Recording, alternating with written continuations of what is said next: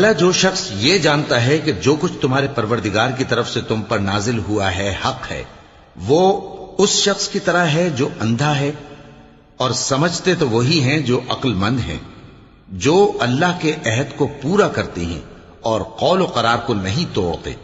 اور جن رشتوں کے جوڑے رکھنے کا اللہ نے حکم دیا ان کو جوڑے رکھتے اور اپنے پروردگار سے ڈرتے رہتے اور برے حساب سے خوف رکھتے ہیں، اور جو اپنے پروردگار کی خوشنودی حاصل کرنے کے لیے مصائب پر صبر کرتے ہیں اور نماز پڑھتے ہیں، اور جو مال ہم نے ان کو دیا ہے اس میں سے پوشیدہ اور ظاہر خرچ کرتے ہیں اور نیکی سے برائی کو دور کرتے ہیں، یہی لوگ ہیں جن کے لیے عاقبت کا گھر ہے، یعنی ہمیشہ رہنے کے باغات جن میں وہ داخل ہوں گے، اور ان کے باپ دادوں اور بیویوں اور اولاد میں سے جو نیکوکار ہوں گے وہ بھی بہشت میں جائیں گے، اور فرشتے بہشت کے ہر ایک دروازے سے ان کے پاس آئیں گے اور کہیں گے تم پر سلام ہو، یہ تمہاری ثابت قدمی کا بدلہ ہے،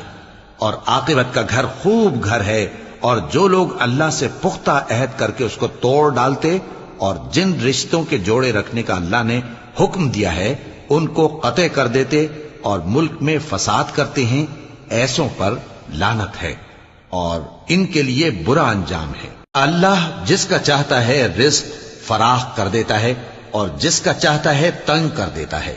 اور کافر لوگ دنیا کی زندگی پر خوش ہو رہے ہیں، اور دنیا کی زندگی آخرت کے مقابلے میں بہت تھوڑا سامان ہے۔ اور کافر کہتے ہیں کہ اس پیغمبر پر اس کے پروردگار کی طرف سے کوئی نشانی کیوں نازل نہیں ہوئی؟ کہہ دو